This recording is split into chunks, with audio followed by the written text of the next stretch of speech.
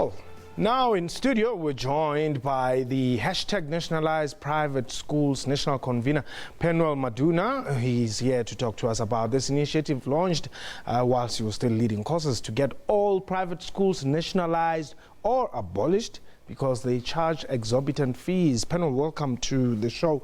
By the way, what is happening with your Cosas case? No, good afternoon to you and your viewers. No, the issue of Cosas, it's a program that has been running that is funded by certain leaders of the ANC to remove all young people who are vocal about addressing issues of young people within Cosas. So we are aware of what has been done, and I know I've been expelled illegally, so I'll be taking legal action to fight my expulsion from Cosas.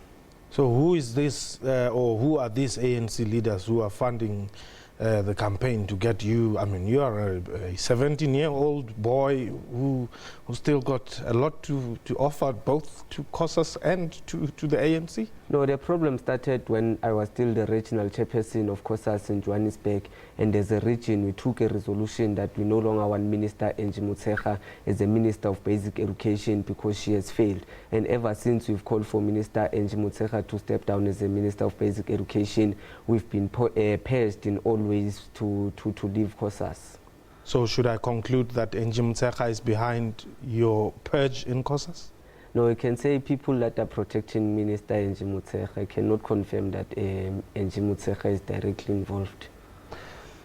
Hashtag nationalized private schools. Talk to us about that. No, we are saying that private schools must be nationalized because as young people of South Africa, we are rejecting the socially segregated education system whereby children of the rich minority receive better quality education compared to the children of the majority of the working class, the working class majority. So that's why we're saying that private schools must be nationalized so that young people can have access to equal education and have access to equal educational opportunities. That's why we're calling for private schools to be nationalized. Now, how do you ensure that this happens? How is the program supposed to run in order to get government to nationalize these private schools? What's your campaign? No, we are calling for the education subcommittee to push for a constitutional amendment where the constitution allows the existence of private schools. So we want the constitution to only allow the existence of public schools so that all young people can attend public schools.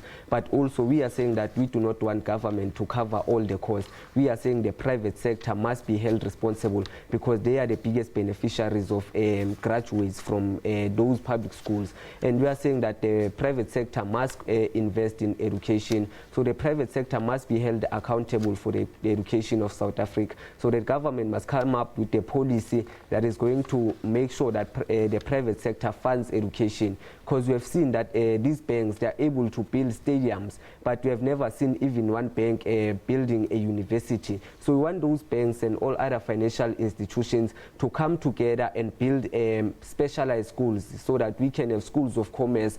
Fast food outlets must build culinary schools. These companies that are making shoes, they must teach young people how to make those shoes. SAA must have a school of aviation, and we want to commend the Gauteng Department of Education for rolling out their program of having aviation schools and different schools that are more specialized. But we are saying we do not want that thing to remain at pilot mode. We want a full massive rollout of that program. How are you going to make sure that that happens? No, we are going to mobilize all young people to participate so that we can write a letter to the Department of Basic Education informing them of our call to nationalize private schools, and also informing them that we will be mobilizing young people to march to these big companies to tell them that they must fund education. So we will be marching to the Johannesburg Stock Exchange demanding that all the companies that are registered at JSE, they must adopt the schools that they are going to fund. They must adopt public schools. And we also want to hold our own people in South Africa. You know, Patrice Motsepe decided to spend over 104 million on a 90-minute soccer match instead of investing in education. The big universities, Harvard, they are funded by billionaires in those countries. But in South Africa, in Africa, Africa, our own billionaires do not want to invest in our education. We want our billionaires in South Africa to invest in education so that we can take our own universities such as Forte and build our own Harvard here in South Africa.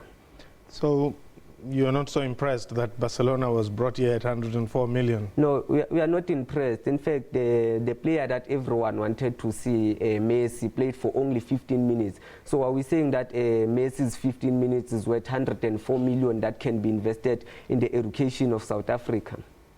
Penuel Maduna, thank you very much. Always a pleasure talking to you. Thank you. Well, the British Embassy